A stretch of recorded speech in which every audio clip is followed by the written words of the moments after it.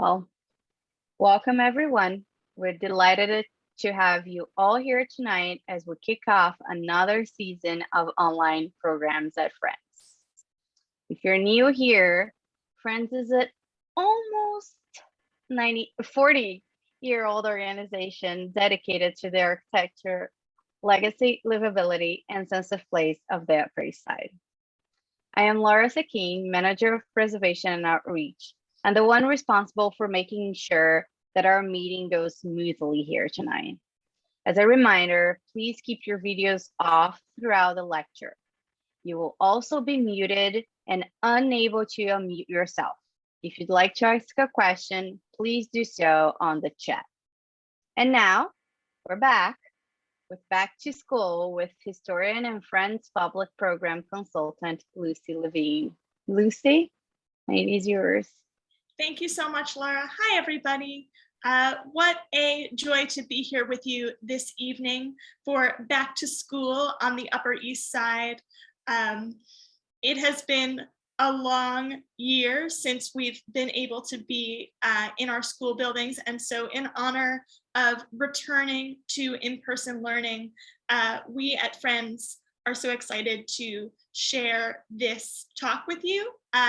And I, as a historian, am particularly excited to share this topic because it allows me to talk about a number of progressive female educators whose names are not always celebrated or known by the general public, but their work and their legacy are alive on the Upper East Side and throughout the city. So this talk, while it will be both historic and social in nature and will feature both men and women, will have also special focus on so many of the extraordinary women who really were and are in many ways the backbone of the New York City public school and even private school system. So that's what we'll be talking about this evening, and I'm so glad you're here with me.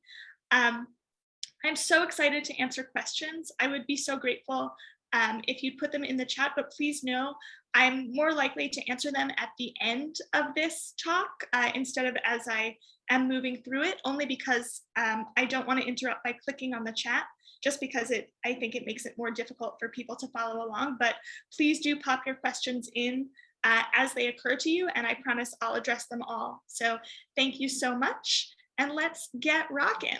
All right, so this story is going to begin sort of at the beginning of what did education look like in early New York City, or even before it was New York, it was New Amsterdam, right? And what did education look like at the beginning of what we know as the city of New York? And the answer to that is that throughout both the Dutch and the British colonial periods, education was actually an ecclesiastical profession, that education was offered to children by members of the clergy, by the church. And so beginning in the 17th century, the Dutch Reformed Church took on that task.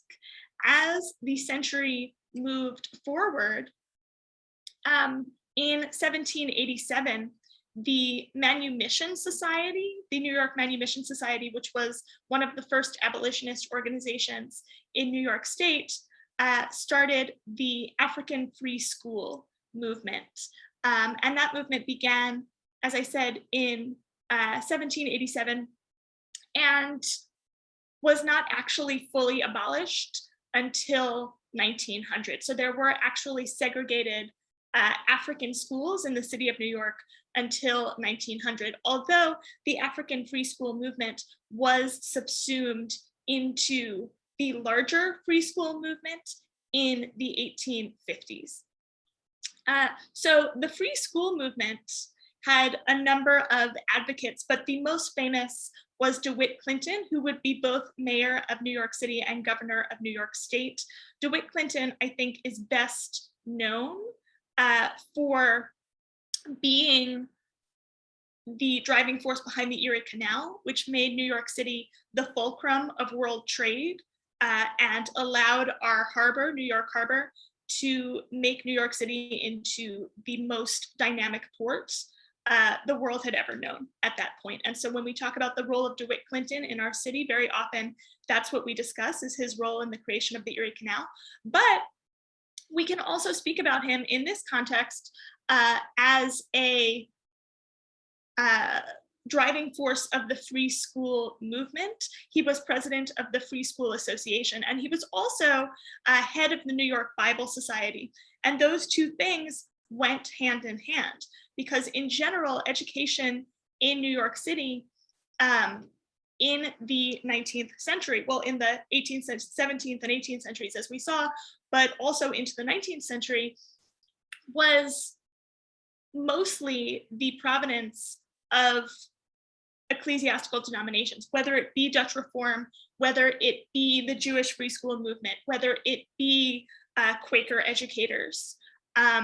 But DeWitt Clinton, having his sort of moral compass driven by the American Bible Society and his thought being with that kind of tradition, actually made him a sort of natural leader for the free school movement. And that might not make sense, except to tell you that when we think about progressive ideals in this country, so when we think about things like public school, when we think about things like abolition, when we think about things like universal suffrage, civil rights, from the 19th century until the middle of the 20th century, every single one of those progressive causes were in some way supported by what used to be called the religious left,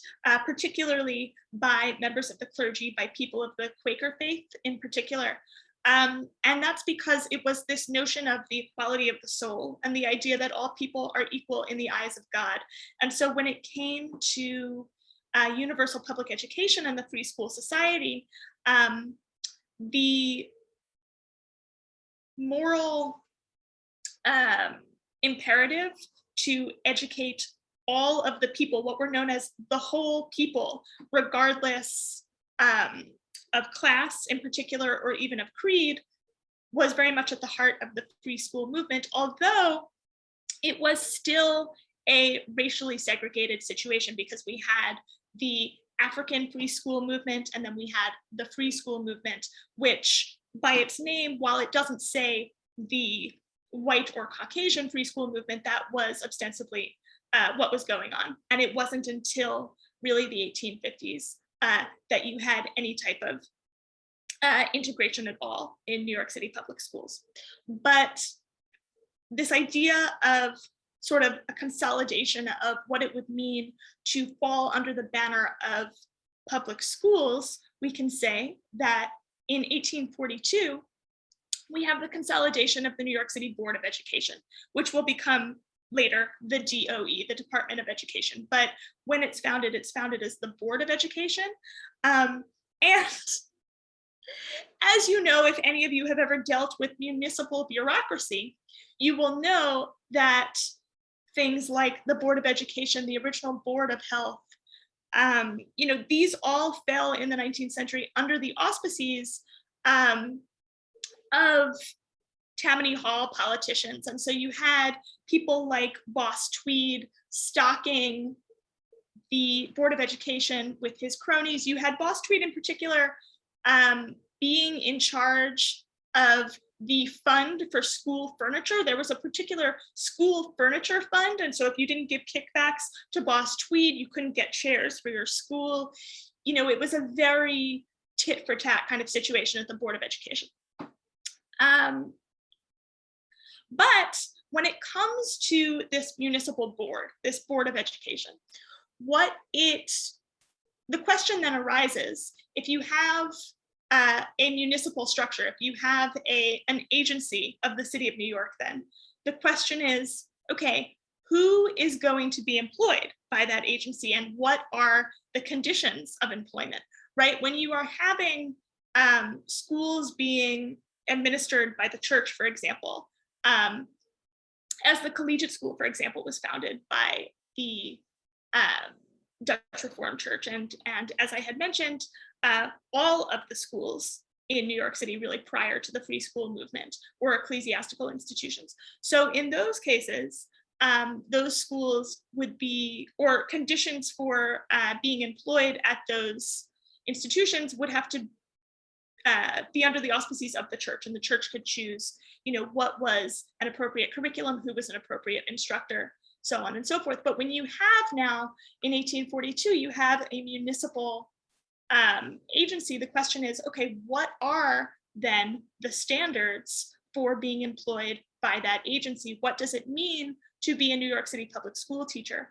And so you get something that is really wonderful, which is the creation of the Normal College in 1870, which in 1914 will be renamed for its first president, Thomas Hunter, and we now know it, of course, as Hunter College. But this question of who should be educated, and what does it mean to be educated, and what does it mean to serve the city as an educator, these are all questions that go into the founding of Normal College and what we know as Hunter College. And that's because we had, even before this, the founding of Normal in 1870, we had the founding of City College in 1847. And City College was the first institution of higher education in this nation that was fully free and fully taxpayer supported. So the first entirely free, municipally funded institution of higher education in this nation. And when it was founded, the question that was posed by its first president, Townsend Harris, was, could the whole people be educated? Whole people, regardless of race, color, class, or creed. So you had a movement by the 1840s that went even beyond the free school movement, in the sense that it was non-discriminatory, non-selective in terms of who it was going to be educating. And so it went even beyond this question of the free school movement that was really founded to serve white New Yorkers. But the idea of non-selectivity or unselectivity actually has to do with racial and socio-political quotas that began to be imposed in institutions of higher education, and then within even secondary schools and primary schools in the nation as a whole, as the nation began to diversify. So this idea of selectivity in education had to do actually with exclusivity, and how could you maintain, or how could these elite institutions maintain, quote unquote, the selective student body, the student body that they thought was appropriate, who deserves to be educated. And so this question of who deserves to be educated, the reason that Normal College, when it was founded in 1870, was called Normal College was because it was an institution that was specifically built to train teachers. So the original purpose of what we now know as Hunter College was as a teacher training institution, because you had the creation of the New York City Board of Education, and then you had the question of, okay, what does it mean to serve as a municipal educator, and how could they figure out what the parameters of that profession would be? And so the reason that this institution was called Normal College was not because they only wanted, quote unquote, normal women to be educated in this institution, but because they were actually trying to set the norms of the teaching profession in the city of New York as it would be understood by the Board of Education. And so this was actually chartered, Normal College was chartered by the state to serve the city. And so you had City College 1847, and then you had what's now Hunter 1870. And so this Normal College, Hunter College, was founded specifically for women as a teaching college. And it was the first institution of higher education, totally free, municipally supported for women in the country. And this question of selectivity, exclusivity, who gets to teach and who gets to be educated, gives us an interesting look at what and who was educated at Hunter. So this is Julia Richmond. She was born 1855, died 1912, and she was in the first class of women at the Normal College. So she matriculated at Normal College 1870, and she became the first female district superintendent of New York City schools. In fact, not only was she the first woman to hold that position, but she was actually the first Jewish person to hold that position as well.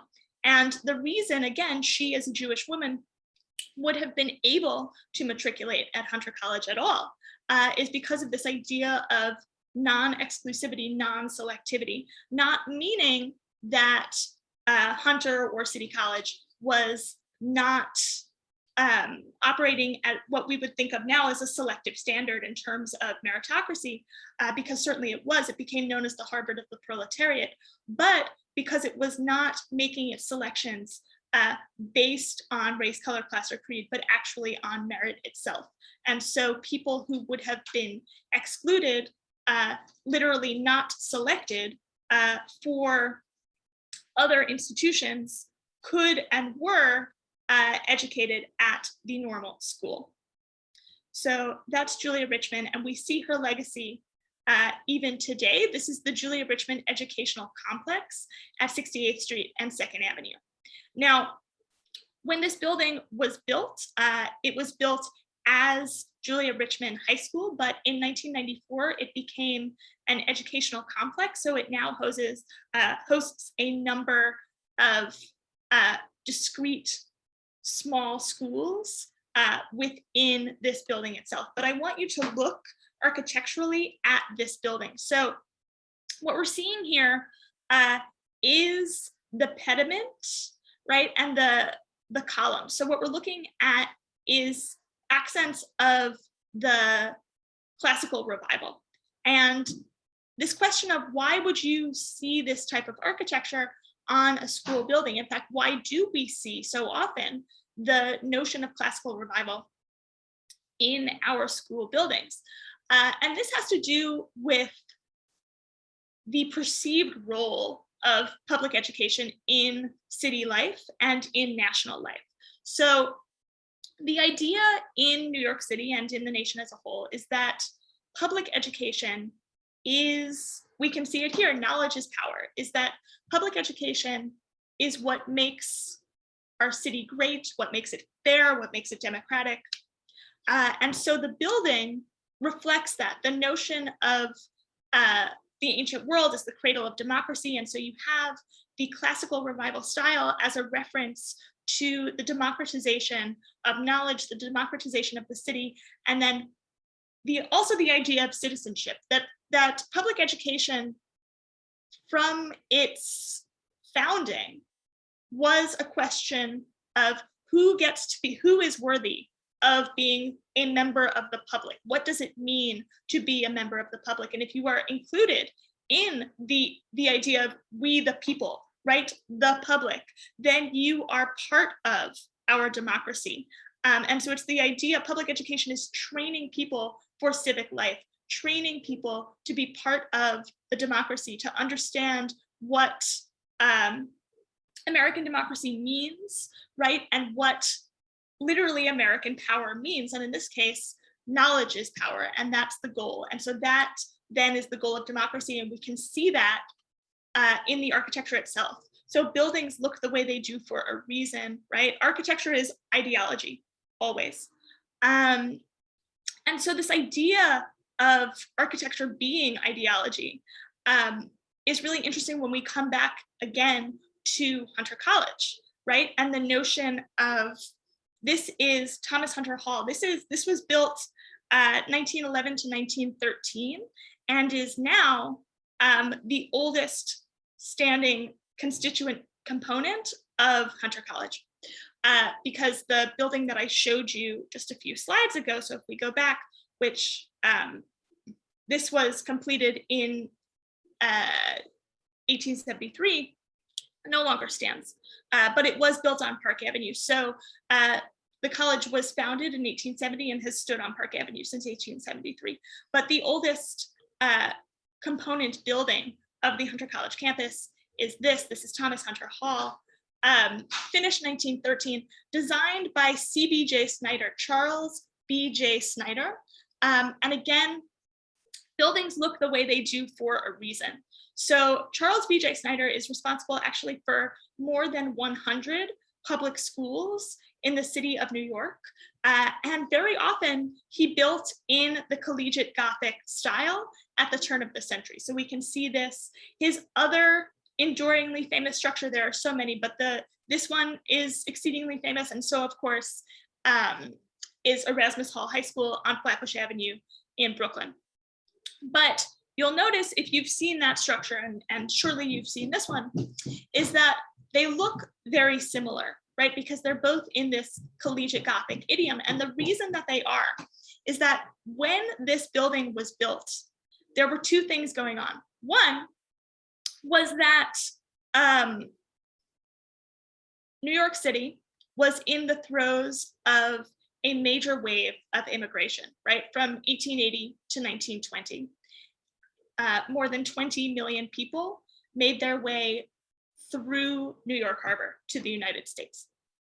And not only that, you had that wave of immigration, you also had, in certain ways in a response to it, a mode of architecture in this city known as the City Beautiful movement, which was the idea that beautiful civic structures, so public structures, of which this was one, could uplift the populace and could also create a more unified, more moral, and more benevolent, more educated society.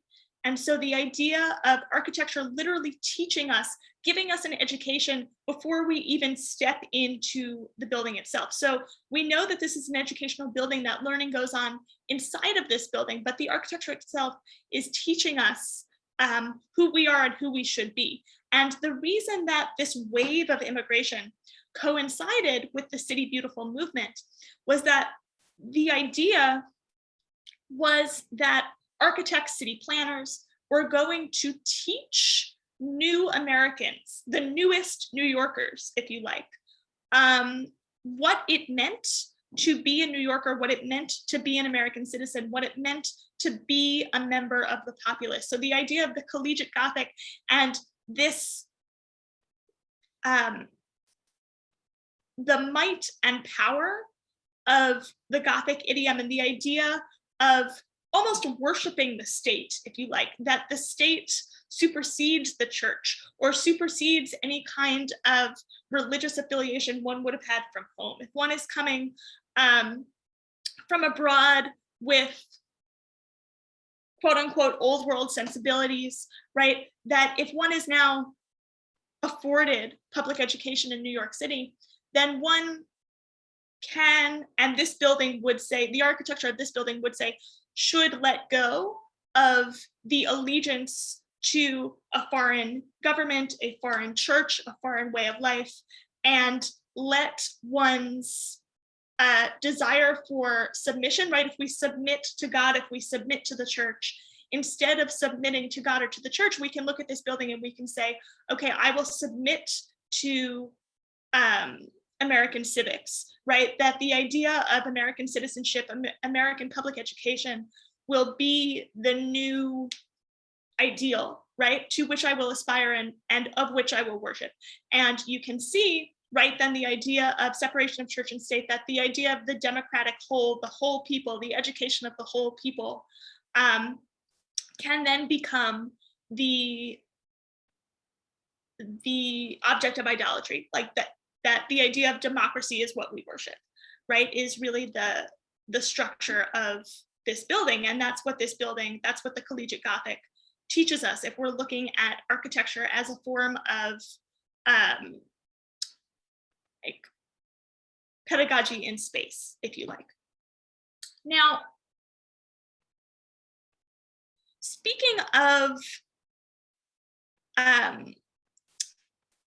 like an almost kind of religious missionary role that education begins to play on the Upper East Side and in the city and the nation as a whole at this time, is that we now have the settlement movement, which begins actually in New York City. The oldest settlement house in the country, the oldest building, settlement building that still stands in this country, is the University Settlement on Rivington Street on the Lower East Side, which was founded 1886.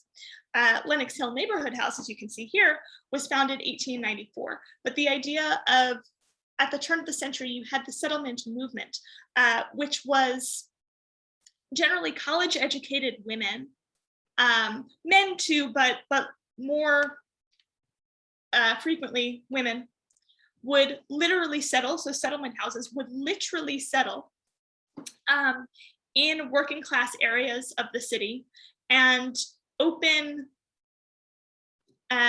civic structures that would offer things like childcare and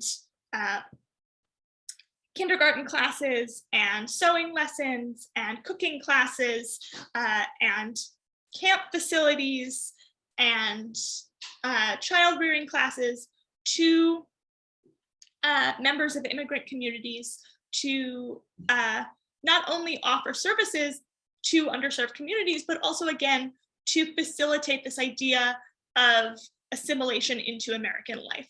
And so this idea of college-educated people, well, who founded Lenox Hill Neighborhood House? None other than graduates from Hunter College, from the normal school. So before this was called Lenox Hill Neighborhood House and was offering kindergarten instruction to children, it was actually called the Alumni Settlement because the people who founded it were alumni of Hunter College. And interestingly, this relationship between Hunter College, so on the Upper East Side, and settlement houses in the same place. So women being educated as teachers on the Upper East Side and then taking that knowledge and that degree and putting it to work in the settlement movement happened not only at Lenox Hill Neighborhood House, but also here at, this is the White Rose Mission. So 217 East 86th Street is the original home of the White Rose Mission, also originally called the White Rose Home for Working Class Negro Girls. So it was actually founded as a settlement house by and for Black women on the Upper East Side. It would stay on the Upper East Side until 1918. So it was founded 1897 and would remain on the Upper East Side until 1918 when it moved to West Harlem. But it was founded again by pioneering women. So this is Victoria Earl Matthews. Victoria Earl Matthews was born into slavery in Virginia and then became a graduate of Howard University. She went on to move to Brooklyn to become an orator. She spoke on what she called the awakening of the Afro-American woman. So she was a Black feminist orator. She also became one of the first presidents, or rather the first president of the Women's Loyal Union of New York and Brooklyn, which was one of the first Black suffrage organizations founded by and for Black women. So she founded the White Rose Mission in 1897 and did so because her son died at the age of 16. And when he died, she became increasingly interested in the welfare of young people. And she realized that Black women who had begun to make their way to New York City during the Great Migration did not have the types of resources that were being offered, certainly to native-born white women or to recent European immigrants. And so she wanted to offer services to those women who were coming to New York City essentially by themselves. And what she achieved, what she built was such an extraordinary place in that the White Rose Mission was actually home to the largest collection of books and ephemera related to Black history and culture prior to the founding of the Schomburg Center for Research in Black Culture. And indeed, the White Rose Mission offered meeting rooms, it offered classrooms, it offered music rooms. And so it became a community gathering space, not only for the women who could live there, who could take lodging there, and who could enter clubs there, but also it became a meeting space for people who later went on to become leading lights of the Harlem Renaissance. So you had people like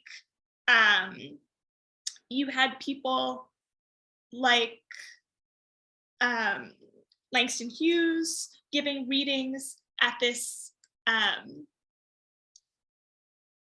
mission. You had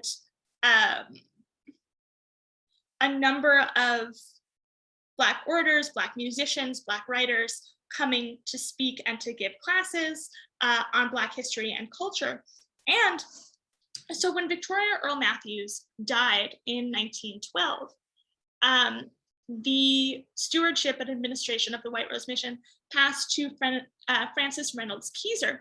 And Frances Reynolds Keyser had actually graduated from Hunter College in 1870 with honors. So she went on not only to steward the organization that was the White Rose Mission, but then to go on and to be a teacher and also a professor at historically Black colleges and universities in the South. So the idea that Hunter College, again, preparing women not only as teachers, but also as sort of leading figures in their community. And that having to do with the sort of goals of Hunter College. The original motto of Hunter College was, "The care of the future is mine."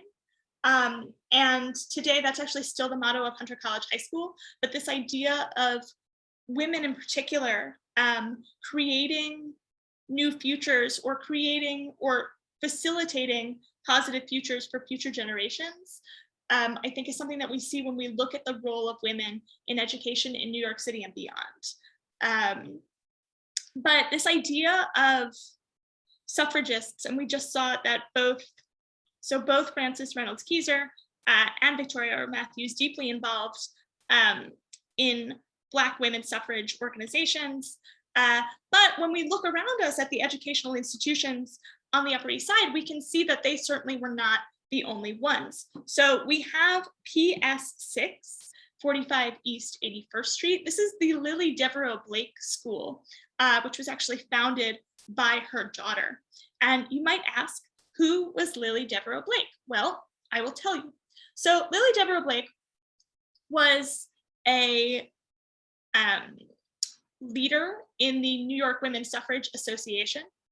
And her most famous feat, and the one that interests me the most personally, is that she, in 1886, when the Statue of Liberty was being dedicated in New York Harbor, she was incensed. Lily Devereux Blake was having none of that. And you might ask, who would be having none of the Statue of Liberty? But women rallied behind her because she made the point that by depicting liberty in the form of a woman in 1886, when women in New York State still could not vote, was offensive to the idea of liberty.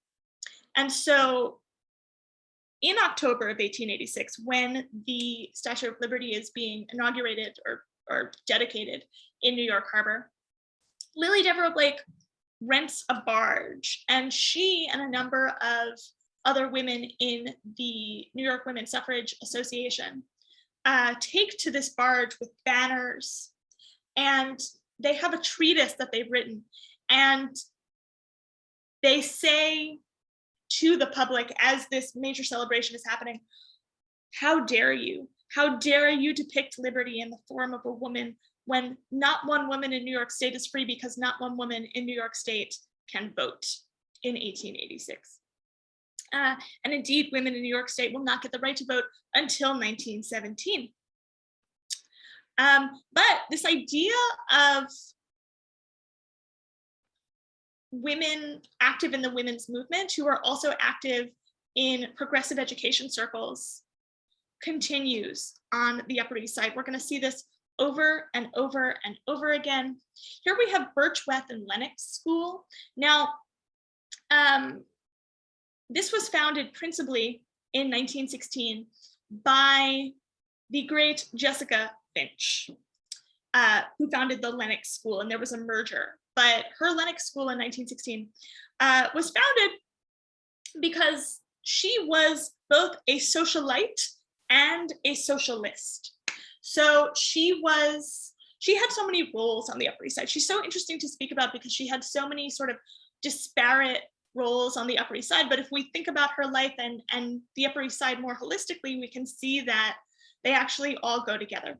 So Jessica Finch was one of the original founding members of the Colony Club on Park Avenue and 62nd Street. And she also was in the original class of women at Barnard. So she graduated from Barnard in 1893 and was very upset when she finished Barnard because she thought that Barnard, her education at Barnard had not prepared her to be part of society, part of the body politic. She believed that basically it had prepared her to marry, and that was fine, but she wanted an education that would do more than that. So she went on to actually obtain a law degree from New York University School of Law. NYU Law School is actually the first law school in the nation to allow women to study law.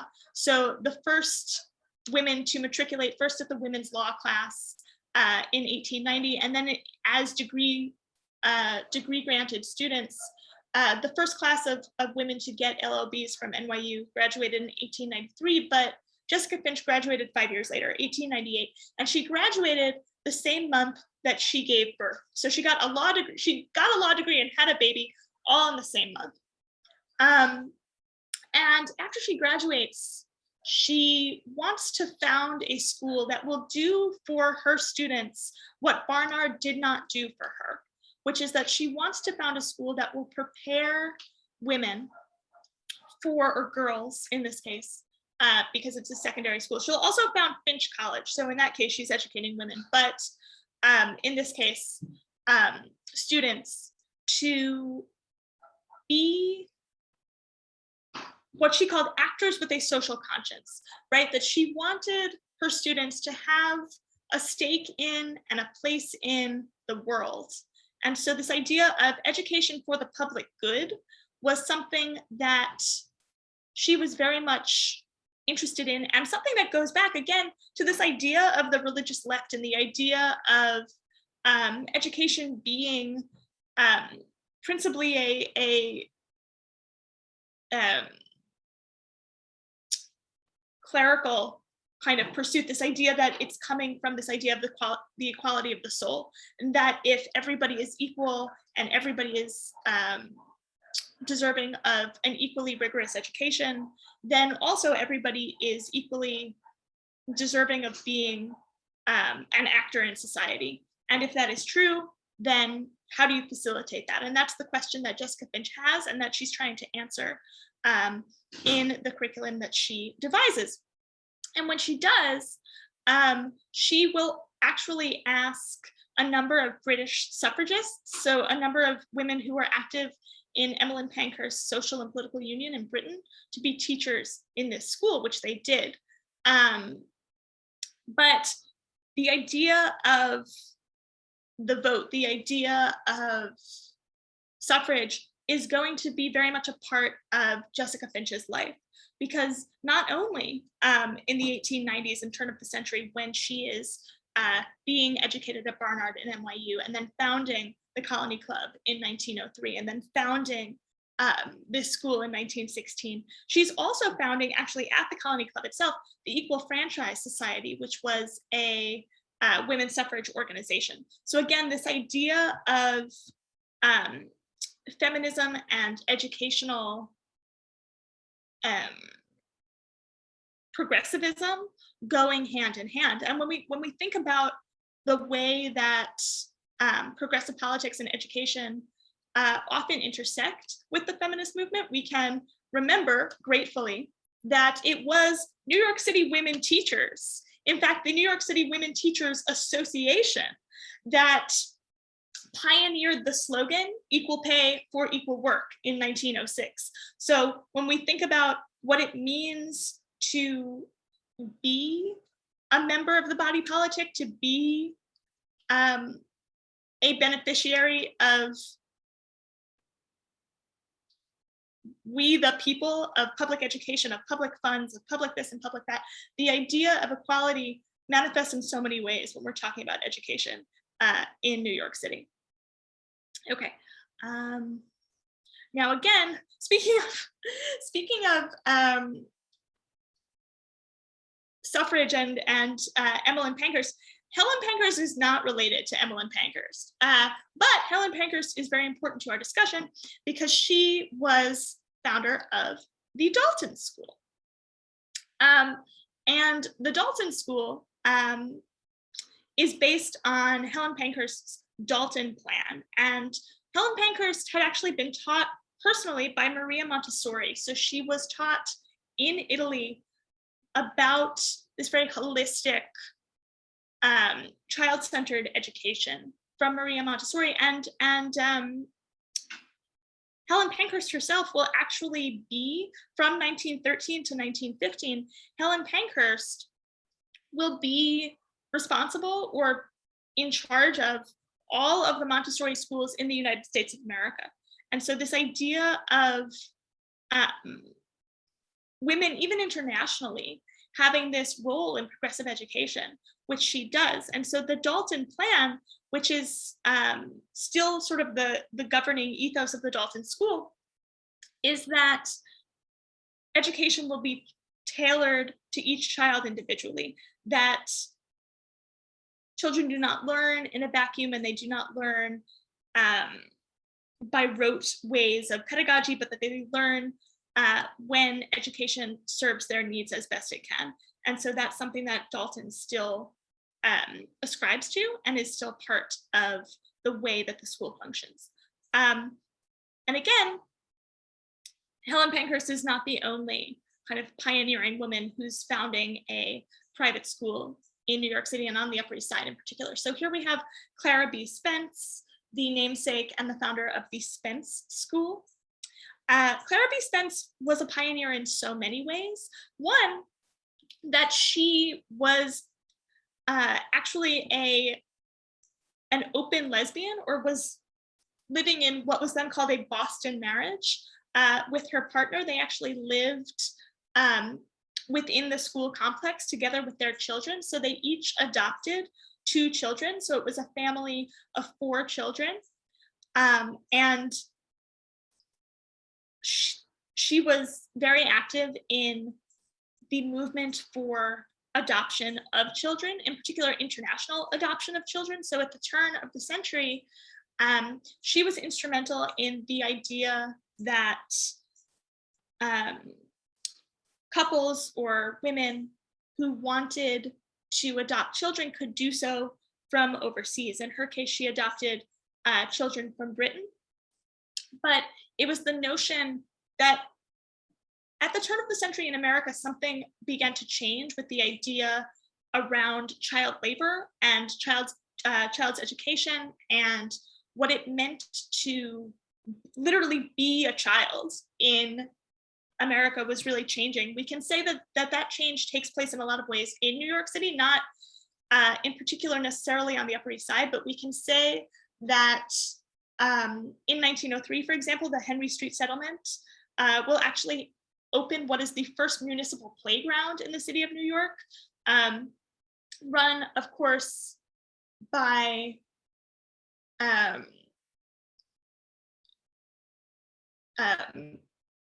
the settlement itself. But the idea is that children are at a special stage of life, but they are not actually just mini adults who are primed for the workhouse, but that they are their own kind of they're in their own developmental space. And so things like play, so literally a playground, the idea that the playground versus the factory, right, is something that really begins to emerge in public thought and educational discourse at the turn of the century.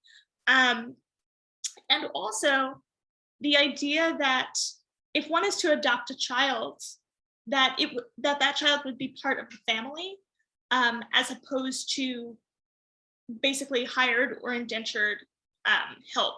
And so in Europe, for example, in the 19th century, if one, quote unquote, like adopted a child, the ethos was that that child was now basically a servant. And what begins to happen at the turn of the century, and this having to do with progressive educational pedagogy in a lot of ways, is that Clara B Spencer at the forefront of this basically says, like, look, if you're going to adopt a child, that child will be your child as much as a biological child would be. And so that child then is entitled to and indeed needs the same kind of love, the same kind of care, the same type of education that you would offer to your own child. And so that's something that Clara B Spencer begins to do. And so the Spence School is also based on the idea of literally what does it mean to be a child? And so how can education enhance and support childhood versus education as a conduit specifically to the factory, right? And so public education before the sort of turn of the 20th century, in the 19th century in particular, like the reason that we have bells in schools, for example, is because it was conditioning for the factory bell, that children would know, okay, I hear the bell, it's time for me now essentially to get back to work. So that's where that comes from. But when we have this change in what does it mean to be a child and what does it mean to educate children, that's really coming from and through these women educators, like Clara B Spencer, like Helen Pankers, then you get a totally different approach to education. And speaking of new approaches to old concepts, right? We've been teaching our children since time immemorial. There has always been this idea of teaching one's children. And so we have these old structures, and we're going to now sort of reassess what they mean and what we should do with them. And we can see that in the environment itself. We can see that in New York City itself, and in particular on the Upper East Side. So if we look around, we can see, for example, much adaptive reuse in our school buildings. So this is the William Godbey Low House by Walker and Gillette, finished 1931. But today it houses Spence's Lower School. And so it's this idea then of adaptive reuse. What do we do with these structures? What do we do with our past? And speaking here, Friends is a historic preservation organization. And to me, it's very interesting because we have the notion of Hunter College, right? Is the care of the future is mine. But something that I mention sometimes when I do my women's history tour on the Upper East Side is that I mention that the colonial dames of America, their slogan is that women are keepers of the past. So we have the idea of the care of the future is mine, and then we have the idea of keeping the past. And how do we, as a society, as preservationists, as educators, how do we plan for the future? How do we create a future for our children and also honor the past? And in a lot of ways, in an architectural sense, we can say that we do that through adaptive reuse. And so here is one way, and here is an opportunity to see that in our midst. So we have that here with Spence at the Low House. We also have it here at the Ogden Codman House, which today houses Weatherby Pembridge, which is a private school. Ogden Codman was a pioneer in many, many ways. He was a gay New Yorker. He was also a pioneer in design. He wrote a design manual with Edith Wharton. So if you could think of anything that was more kind of indicative of the 19th century, what could be more indicative of the 19th century than that? But this particular house, the Ogden Codman House in which he lived, he built and completed this in 1907. He actually designed not only this house, but a number of homes on this block. This is 7 East 96th Street. So he designed essentially the original block between 5th and Madison Avenues on 96th Street were all in this French Second Empire style that he associated with Paris and wanted to make 96th Street essentially a little Paris. And we can see that in his work here. And again, that's preserved in what is now a school building. So I'm going to, in a lot of ways, when it comes to adaptive reuse, end where I began, which is Hunter College. This is the Squadron A Armory. This is actually what's left of the Squadron A Armory on 94th Street. And this is Hunter College High School, right? And looking at the two, we can see the resemblance, right? And it's because this was actually a major battle with the Landmarks Preservation Commission and this question of what do we save? How do we honor history? What do we do with our history? And so in this case, this is the Squadron A Armory. This was the home of the 8th Regiment, the 8th New York Regiment, not to be confused with the 7th Regiment, which is the Park Avenue Armory. But the Squadron A Armory is New York's 8th Regiment and was home to, the 8th Regiment was also known as the New York Hussars, and Hussars were the European mounted cavalry. It refers to the mounted cavalry. And so because this was founded as a cavalry unit, there was a very, very large basically polo ring here. And into the 1960s, you had polo horses stabled here. And as the early 60s gave way to the late 60s, you had a lot of community advocacy in Yorkville and East Harlem around tearing down the Squadron A Armory and building public space, and in particular public schools. And there was this question with the LPC, well, does it make sense to tear down this armory or should we preserve it? And if we preserve it, how? And so the Squadron A Armory, some of it was demolished and some of it was saved. Here we have the facade, which was saved, and here we have what was then built on that site, which was Hunter College High School. And the idea was, okay, how do we honor our history and also create public spaces that make room for the current needs of the city and for the future of the city? And if the current need of the city on this space, if what the public is asking for is a public school building, then okay, how can we offer a public school building and also honor the past and say, you know what, this used to be an armory, this is the history of our city. And so in this case, the compromise was, yes, to build Hunter College High School, and then to create it in such a way that it was architecturally a reference to the armory itself.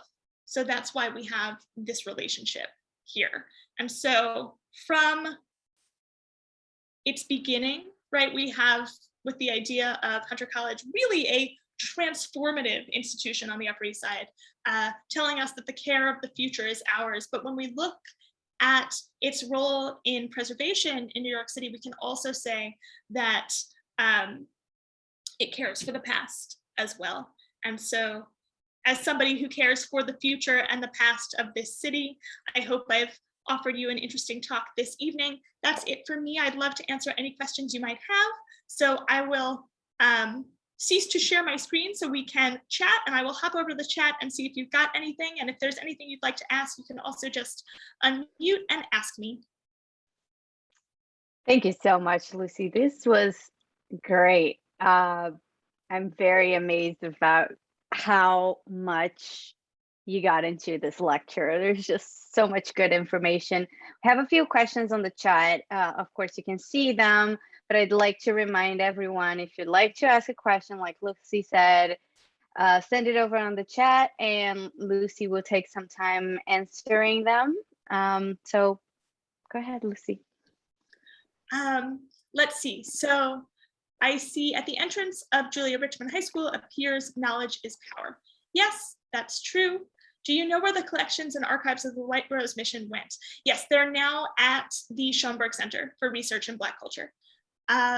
What does it say about the aggregate power of the UES body politic that for decades, Julia Richmond High School was the sole public high school situated within the Upper East Side?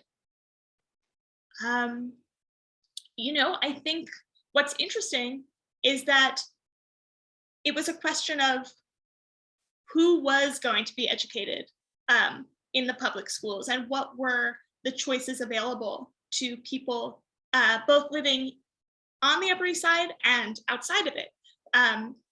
Because then as now, you know, many students on the Upper East Side are educated at private schools. And sometimes it's actually people who are coming from outside of the Upper East Side who are educated at the public schools. If we think about something like Hunter College High School on the Upper East Side, which is a magnet school, or even PS6, the elementary school I mentioned, which is a magnet school, which draws students from all over the city. You know, this idea of who is being educated in the public schools and what does it mean to put public schools in certain neighborhoods, I think it's really, that's the real question, you know, of who are the students who are being educated where. And are any of CBJ Snyder's schools landmarked? Several of them are, yes. For example, the Thomas Hunter Hall, to my knowledge, is landmarked. And then as I mentioned, Erasmus Hall on Flatbush Avenue, that is also certainly landmarked. There are a couple of others, like for example, the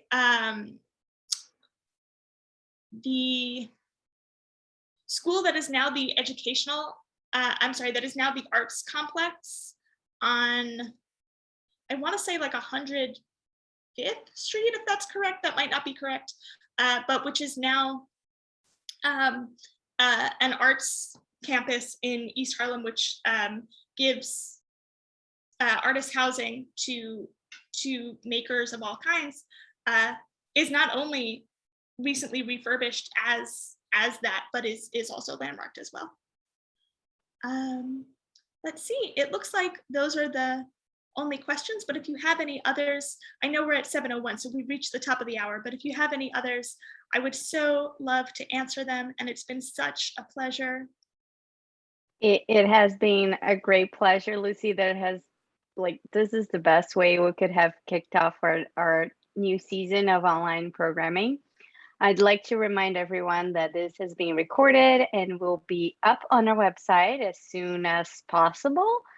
So if you'd like to either rewatch it or send it over to someone that wasn't able to make it, just check it out sooner, hopefully. All right. Thank you, everyone. Thank you, Lucy, and I'll see you next time. All right. Have a wonderful evening, everybody. Thank you so much. Bye.